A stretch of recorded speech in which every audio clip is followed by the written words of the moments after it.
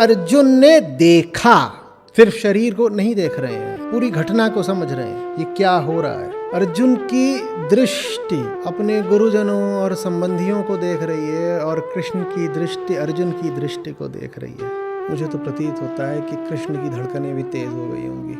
महाभारत के युद्ध से कहीं ज्यादा बड़ी कोई चीज होने जा रही है। गीता में सहस्रों महाभारतें समा जाती हैं। वेदांत का पूरा अमृत समाया हुआ है गीता में। इतनी बड़ी है गीता।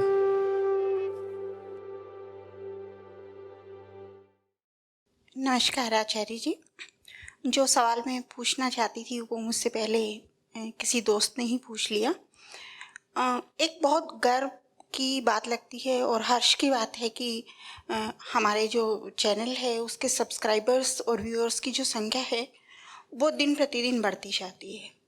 बहुत खुशी होती है कि जब वो ग्राफ ऊपर की तरफ जाता है, लेकिन एक ग्राफ और जो इसके पैरेलल चलता है। मेरे कुछ जानने वाली दोस्त हैं जो इस चैनल से जुड़ी हुई हैं, जो सुनती हैं और हालांकि किताबें अभी मांग के पढ़ती हैं, लेकिन उनके मन में एक अहंकार का भाव मुझे लगता है कि वो एक स्टेप ऊपर हो जाता है कि जब वो बड़े गर्व के साथ कहती हैं कि हाँ हमने भी सब्सक्राइब किया है, हम सुनते हैं, हमें भी पता है, बुक्स चाहे हम खरीदते हैं या यूट्यूब पे हम पढ़ लेते हैं। बात यहाँ तक ठीक लगती है कि चलिए एक रास्ता लोगों को दिखाया गया है और वो उस रास्ते पे सही चल पा रहे हैं। लेकिन अगले दिन जब उनके साथ वार्तालाप होती है तो जिंदगी के जो किंतु और परंतु हैं वो जस के तस वहीं के वहीं रह जाते हैं। वही अपनी mental harassment, social harassment, financial harassment और न जाने कितनी तरह की जो प्रॉब्लम्स हैं जो अब तक ज़िंदगी में चली आ रही हैं वो अभी भी उसी लेवल पर हैं। तो जब कोई डिस्कशन होता है तो अगर उन्हें ये कहा जाता है कि आप इतने 2 सालों से 3 सालों से सुन रही हैं, पढ़ रही हैं, तो आचार्य जी का कहना है कि ये मत दिखाओ कि कितना जानते हो, ये दिखाइए कि जी कैसे रहे हो। तो यहाँ तो सिर्फ आपका जो मानसिक, आपका जो बौद्धिक स्तर है वो ऊपर हुआ है, व्यवहार में वो चीज़ें आपके अभी तक भी नहीं आ पाई हैं। तो आप जो भी आपकी परिस्थिति है उसको लेकर आप समझौता क्यों करती हैं? अगर आप आचार्य जी की ही बात को मान के चलती हैं तो उन्होंने कहा कि विकल्प आपके सामने है, जो आपको ठीक लगता है आप उसमें से चुन लीजिए। अब यहाँ उनका जवाब होता है कि उन्होंने तो कहा है कि जो आपकी आत्मा को उत्थान नहीं दे सकता आप वहाँ से हट जाइए, उन्हें छोड़ दीजिए। पर छोड़ के जाएं कहाँ? रहना तो इसी माहौल, इसी पारिवारिक, इसी सामाजिक परिवेश में ही है। और ऊपर से फिर आचार्य जी ही कहते हैं कि स्त्रियों को तो प्रकृति ने ही ऐसा बनाया है कि उसे एक संबल की ज़रूरत है। माने कि हर स्तर पर आपके ही कहे हुए वाक्यों को अपने पक्ष और विपक्ष में दोनों तरीके से इस्तेमाल कर लिया जाता है। तो यहाँ पर मुझे लगता है कि अध्यात्म को वो सिर्फ एक पेन किलर की तरह इस्तेमाल करना चाहते हैं कि इंस्टेंट जो अभी समस्या है उससे समाधान हो जाए और जो रूट है, हमारी डीप रूटेड जो हमारा कॉज है वो बना रहे। यहाँ मुझे लगता है कि क्या महिलाएं और साथ में माफ़ कीजिएगा वो लोग भी, वो जो शारीरिक रूप से पुरुष हैं लेकिन हो सकता है कि स्वभावगत स्त्रीण हैं अभी भी। मेरा मानना है मैं ये सवाल पूछना चाहती हूँ कि क्या अध्यात्म हमारी रोज़मर्रा की ज़िंदगियों के लिए एक पेन किलर का काम करे या उस समस्या को ही जड़ से ख़त्म कर दें ताकि वो समस्याएं हमारी ज़िंदगी में रहें ही ना। फिर वो सवाल ये आता है कि क्या करें?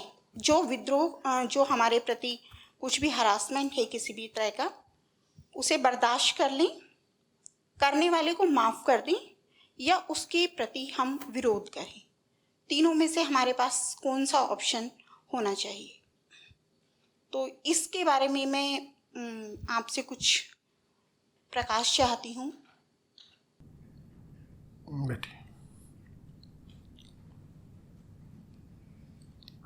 देखिए, मैंने कोई बात अगर कही है तो उसको उद्धृत करना तो गलत नहीं है, पर उसको आधा उद्धृत करना अर्थ का अनर्थ कर देता है। मैंने कभी कह दिया होगा कि प्रकृति ने महिलाओं को ऐसा बनाया है कि उनको सहारे की ज़रूरत पड़ती है। शारीरिक तौर पर तो प्रकृति ने महिला को अपेक्षतया दुर्बल ही बनाया है। इतना तो याद रह गया, और ये नहीं याद रहा कि मैंने कहा है कि शरीर नहीं हो, प्रकृति नहीं हो, चेतना हो आप।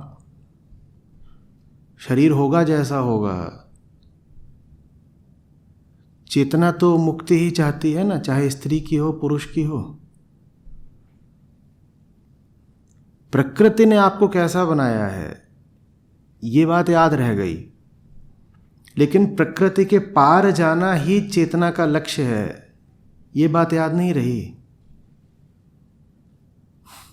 प्रकृति ने तो हम सब में 100 तरह के गुण दोष भर दिए हैं। क्या करें उसका? कुछ नहीं कर सकते।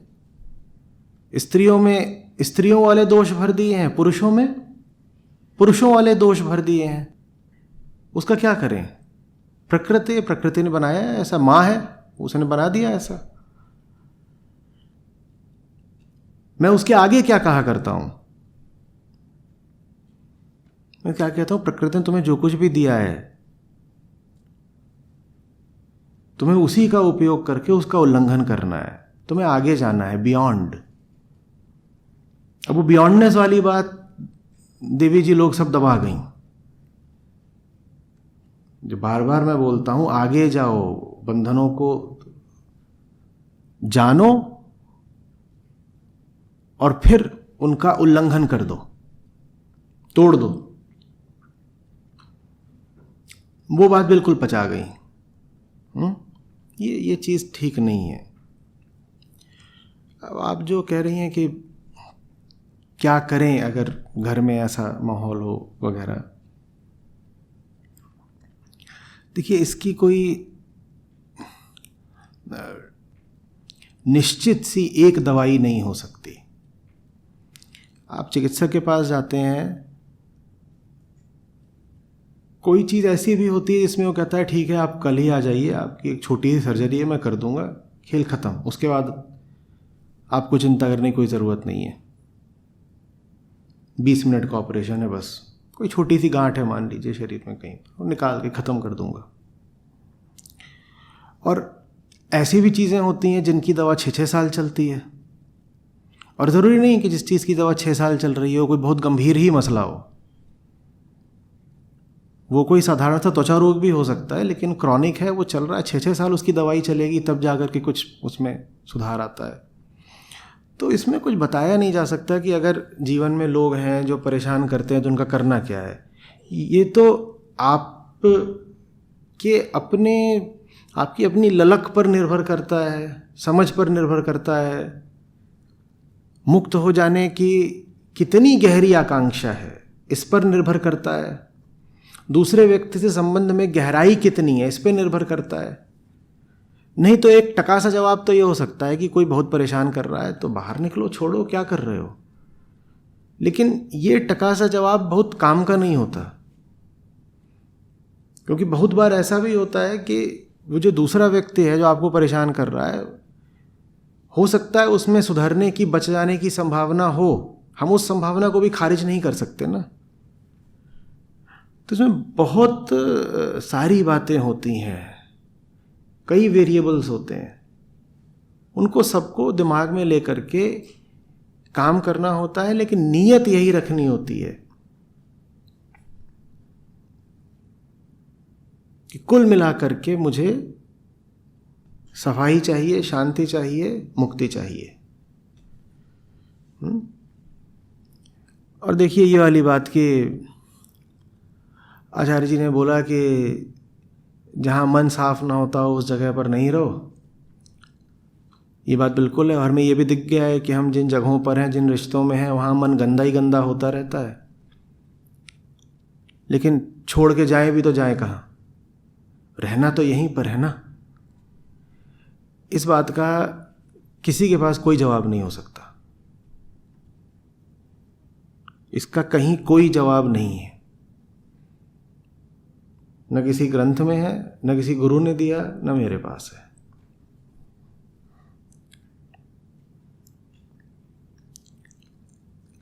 इसका जवाब तो सिर्फ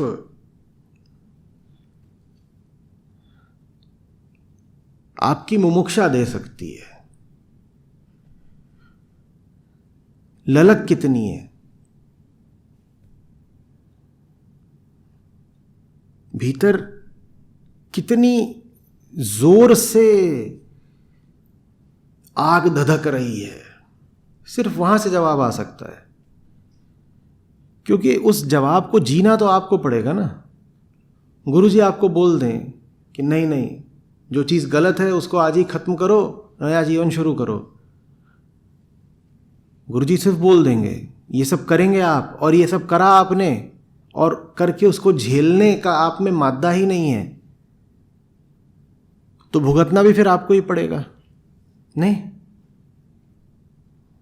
तो ये तो बहुत व्यक्तिगत बात होती है कि मुझे कितनी दूर तक जाना है। जिन्हें बहुत दूर तक नहीं जाना, आपने बिल्कुल ठीक कहा, अध्यात्म उनके लिए मनोरंजन मात्र है, पेन किलर। थोड़े बहुत अपना मज़े ले लो, अपना करो। हर तरह के दुनिया में देखिए प्राणी हैं, किसी को अंत तक जाना है, किसी को बस मनोरंजन कर लेना है। आप जो भी प्रकार ढूंढेंगी आपको मिल जाएगा। आपको अपना देखना होता है, इसमें कोई इसका उत्तर नहीं होता।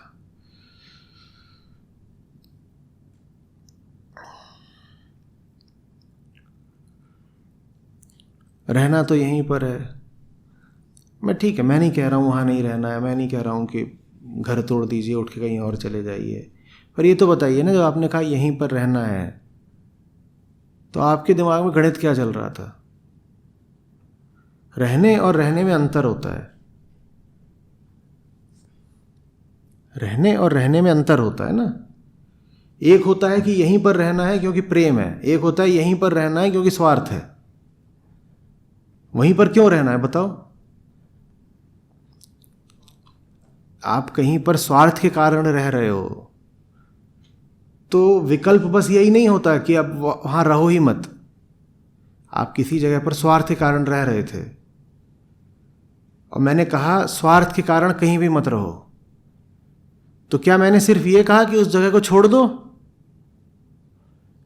या मैंने ये कहा कि स्वार्थ के कारण नहीं प्रेम के कारण रहो?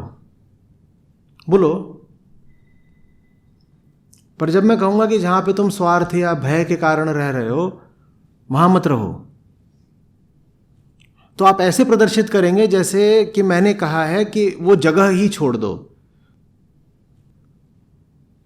आप ये क्यों नहीं सोचते कि मैंने कहा है कि स्वार्थ और डर छोड़ दो? पर स्वार्थ छोड़ने में चोट लगती है, तो उसकी हम बात नहीं करना चाहते।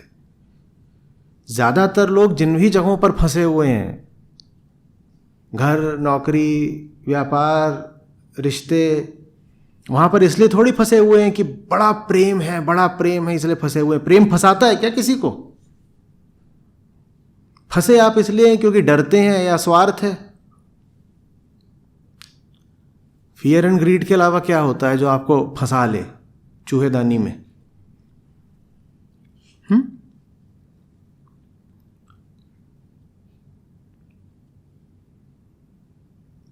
डर के कहीं रह रहे हो, वहां पे रानी की तरह क्यों नहीं रह सकते? जब डर हट जाता है, जब स्वार्थ हट जाता है, तो जिस जगह पर हो वहीं के मालिक हो जाते हो। फकीरों को इसीलिए बादशाह बोला गया है। कहते हैं वो जो तख्त पे बादशाह बैठा है उससे ऊपर का बादशाह होता है फकीर, क्योंकि उसके पास स्वार्थ नहीं होता। फिकर का फाका करे ताका नाम फकीर।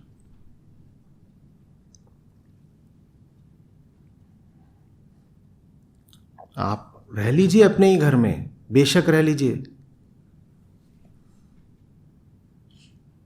रहने का तरीका, रहने का केंद्र क्यों नहीं बदल सकते? कौन कह रहा है कि रिश्ता तोड़ दो? पर रिश्ते का स्वभाव क्यों नहीं बदला जा सकता? हाँ, पर तुम ये नहीं कहोगे कि आचार्य जी कह रहे हैं कि रिश्ते का स्वभाव बदल दो। आप प्रचारित कर देते हो उधर उधर जाके, ये आचार्य जी है ना कहते हैं रिश्ता तोड़ दो। भैया मैंने स्वार्थ तोड़ने को बोला है, लेकिन तुम कह रहे हो रिश्ता रहेगा तो स्वार्थ का ही रहेगा। रिश्ता अगर रखूंगी तो स्वार्थ का ही रिश्ता रखूंगी, और अगर आचार्य जी बोलेंगे कि स्वार्थ का रिश्ता नहीं रखना है तो मैं कहूंगी कि फिर रिश्ता ही तोड़ दो। फिर काहे के लिए इस आदमी को ढोना है? इसमें ऐसा है ही नहीं कुछ, गंधाते ऊद बिलाओ जैसा तो है ये। इसके साथ काहे को रहेंगे?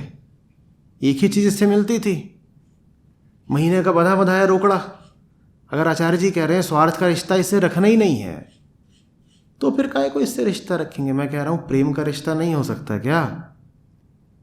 प्रेम, जी प्रेम हटाइए, रोकड़ा बताइए। रोकड़ा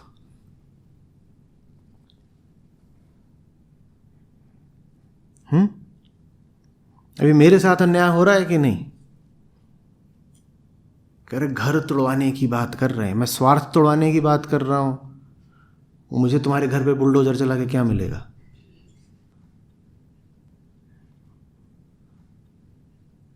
कह रहे लेकिन ये जो भी बोल लें, रहना तो हमें यही है। मैं कहाँ कह रहा हूं कि तुम अपना सामान पैक करके कहीं और भाग जाओ, पर जहां रह रहे हो वहां जानवर की तरह रहना जरूरी है क्या? टॉमी, मैं कह रहा हूं क्या कहीं और चले जाओ, लेकिन जहां रह रहे हो वहां इंसान की गरिमा के साथ नहीं रह सकते क्या? ये बोल रहा हूं।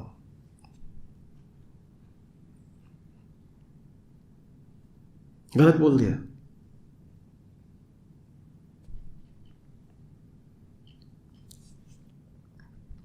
और इसमें कोई आप ताज्जुब मत बताइए कि कोई 2-2, 3-3 साल से सुन रहा है तो भी उस पर कोई अंतर क्यों नहीं पड़ा। 20-20, 40-40 साल सुन के भी किसी को कोई अंतर नहीं पड़ता। बात सुनने भर की है ही नहीं। गीता क्या आज लिखी गई है?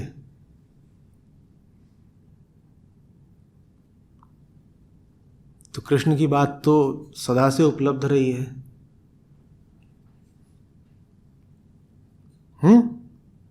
इतनी जगह पढ़ी सुनी भी जाती है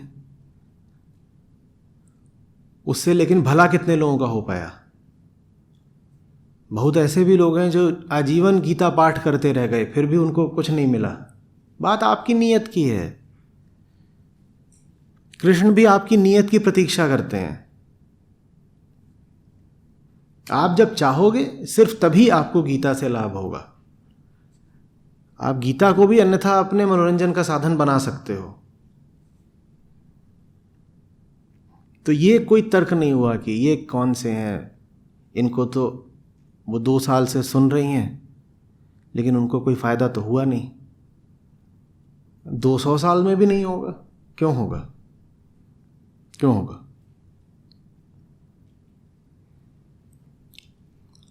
श्रवण, फिर मनन, फिर निधिध्यासन, फिर समाधि। श्रवण मात्र से क्या हो जाएगा? आगे का काम कौन करेगा? और यहां तो श्रवण भी आधा अधूरा होता है। 40 मिनट के वीडियो में एवरेज वॉच टाइम 8 मिनट, तर गए 8 ही मिनट में उनको लगा कि देख लिया।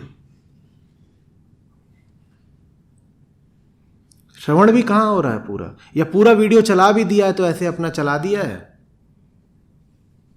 और उधर कुकर की सीटी बज रही है, उधर नुन्नू रो रहा है, गेट पे घंटी बज गई, रेडियो भी चला रखा है FM, उसमें कोई डीजे आकर के अपना ज्ञान बांट रहा है, RJ। और नहीं, हमने भी सुना। हाँ, आचार्य जी का वो वीडियो आया था, हमने सुना है। कव्वाली है कि बज रही है, अब तुम वहाँ दाल में तड़का मार रहे हो और कह दोगे हमने भी सुना है। ऐसे सुनना पड़ता है। कुछ और नहीं, मोबाइल फोन भी बाहर रहेगा, सब कुछ बंद करके सिर्फ सुनेंगे, तब मात्र श्रवण हो पाता है। मनन निधिध्यासन तो अभी और आगे होगा। हम कह रहे हैं आपका तो श्रवण भी नहीं होता, मनन निधिध्यासन तो बहुत दूर की बात है।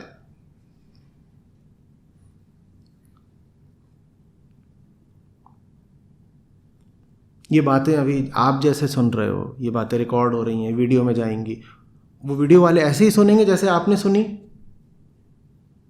हाँ, श्रवण तो हो नहीं पा रहा, आगे के काम कैसे होंगे? ईमानदारी से बताइएगा, आप में से कितनों के साथ ऐसा हुआ है कि कुछ देख रहे थे वीडियो वगैरह, मेरा ही मान लीजिए, और आधे में ही छोड़ दिया कभी ना कभी? लो, सभी के साथ हुआ है।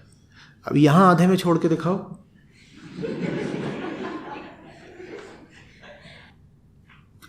यहां छोड़ के दिखाओ ना आधे में। ये अंतर होता है श्रवण और श्रवण में।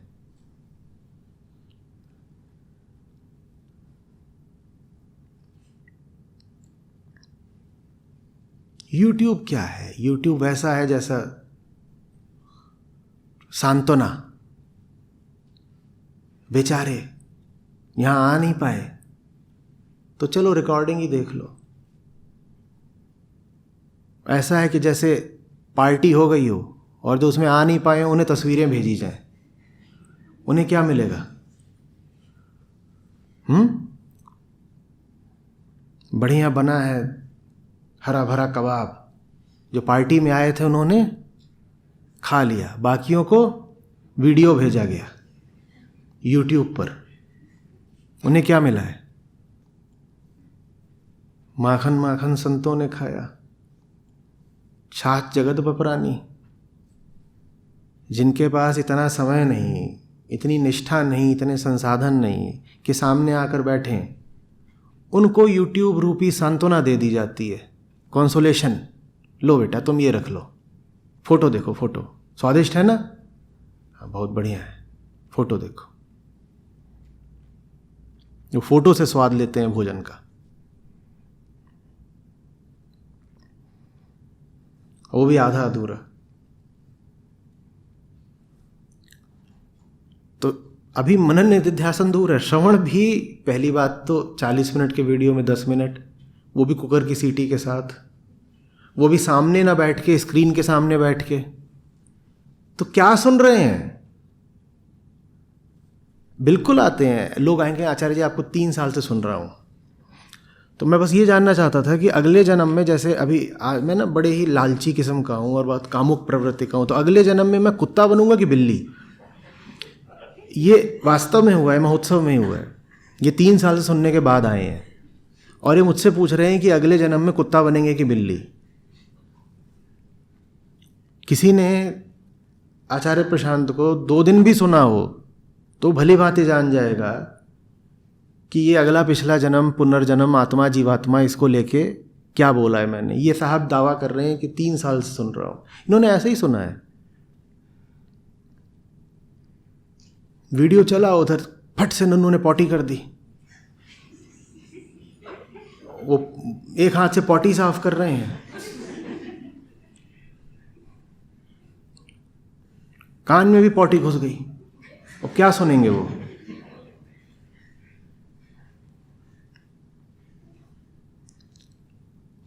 ये बातें सुनने के लिए बहुत शांत, बहुत एकाग्र होकर के बड़ी निष्ठा से बैठना पड़ता है, सारे जगत को दूर करके, संसार को बिल्कुल किनारे रख के।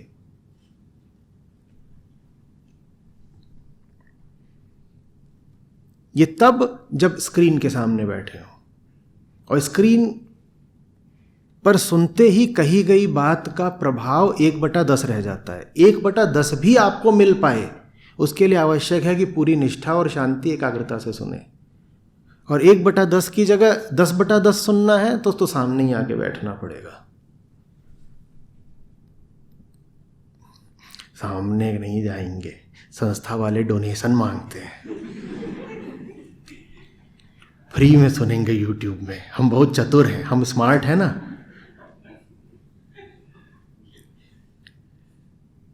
सामने चले जाएंगे, हमको ऐसे मुफ्त में आके बैठने दें। ये संस्था बड़ी लालची है। पुराने समय में तो जब साधु फकीर गांव गांव घूमते थे तो अपना बोलते रहते थे, कोई भी आके सुन लेता था। ये आचार्य जी की संस्था वाले लेकिन कहते हैं नहीं, डोनेशन होना चाहिए। डोनेशन नहीं है तो वॉलंटियरिंग करिए तब आओगे।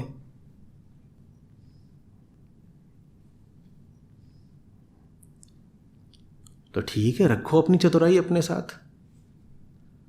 यूट्यूब में सुनो और उसमें 20 मिनट का वीडियो, उसमें 8 मिनट होता है, बीच में ऐड आ जाता है। आचार्य जी समझा रहे थे मुक्ति क्या है, समाधि क्या है, और तभी अचानक बीच में विज्ञापन आ गया।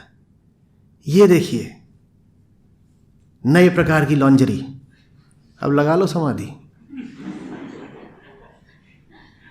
होता है ना कि तो वीडियो के बीच बीच में भी रोक रोक के वो विज्ञापन दिखाते हैं। देखो यूट्यूब पे, मजे लो। मैं वहां बता रहा हूं कि करुणा क्या है, अहिंसा क्या है। वो बीच में एक मुर्गे का उड़ता हुआ तुमको जिस्म दिखाना शुरू कर देंगे। उड़ रहा है मुर्गा, मुर्गा माने छिला हुआ मुर्गा, मांस उसका उड़ रहा है, लाश गिर रही है। लो कर लो करुणा और अहिंसा, बड़े होशियार हो ना, देख लो यूट्यूब पे। तो आचार्य जी आप विज्ञापन क्यों नहीं बंद कर देते? नहीं करूंगा। जितना विज्ञापन से आता है उतना तुम अतिरिक्त आकर के रख दो तो विज्ञापन बंद कर देंगे। उस विज्ञापन से जो आता है वो हमारे प्रचार के काम को आगे बढ़ाने में खर्च होता है, और विज्ञापन से जो आता है उससे 10 गुना हम खर्च करते हैं प्रचार में।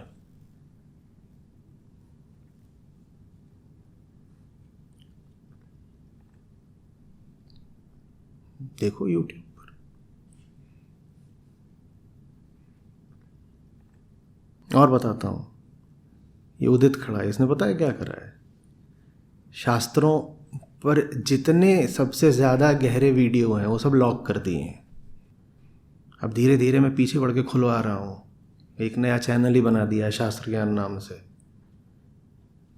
तो माखन माखन तो यूट्यूब पर है भी नहीं। यूट्यूब पर तो यही सब है बस, जो सवाल पूछते हैं आकर के। हवस बहुत उठती है, आचार्य जी क्या करें? सीधे एक दिन में 2.5 लाख व्यूज।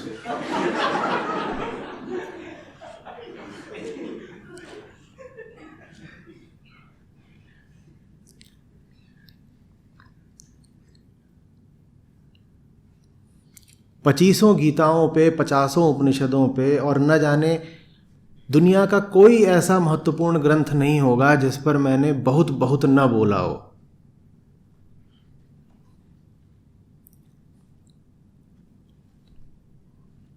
उसको आप कौन सा देख रहे हो यूट्यूब पर? जब आप बोलते भी हो कि आचार्य जी आपको 2 साल से सुन रहा हूं, तो क्या सुन रहे हो? 1-1 मिनट वाले शॉर्ट, और उसमें भी चुन चुन के वही वाले शॉर्ट कि बीवी बहुत सताती है, बॉस कमीना निकले, तो इसी तरह के तो टाइटल दिए जाते हैं। सब अब इसमें बिल्कुल पारंगत हो गए हैं। ऐसे ऐसे टाइटल देते हैं कि बिल्कुल C ग्रेड मूवी है, तुरंत देखो।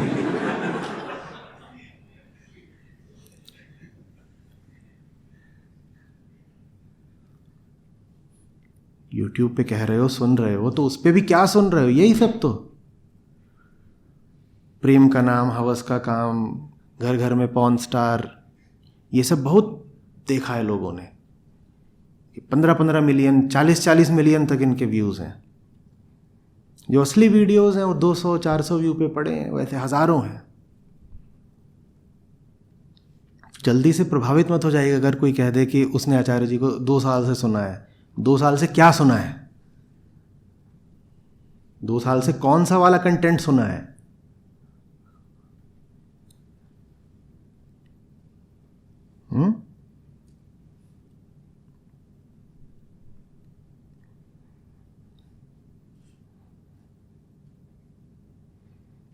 मिलते हैं लोग ऐसे भी, ओ मैं आपकी बहुत बड़ी फ़ैन हूँ, मैं आपकी बहुत बड़ी फ़ैन हूँ, प्लीज़ प्लीज़ प्लीज़ प्लीज़, ये वो ऐसा ऐसा पूरा बता दिया।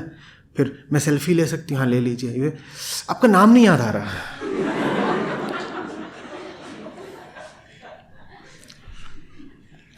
तीन साल सुन रही हूँ, पक्का इन्होंने क्या सुना है?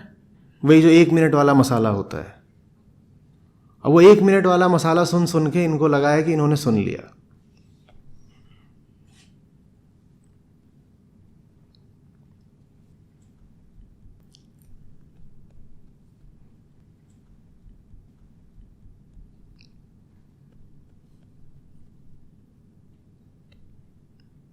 आप संतुष्ट नहीं लग रही हैं।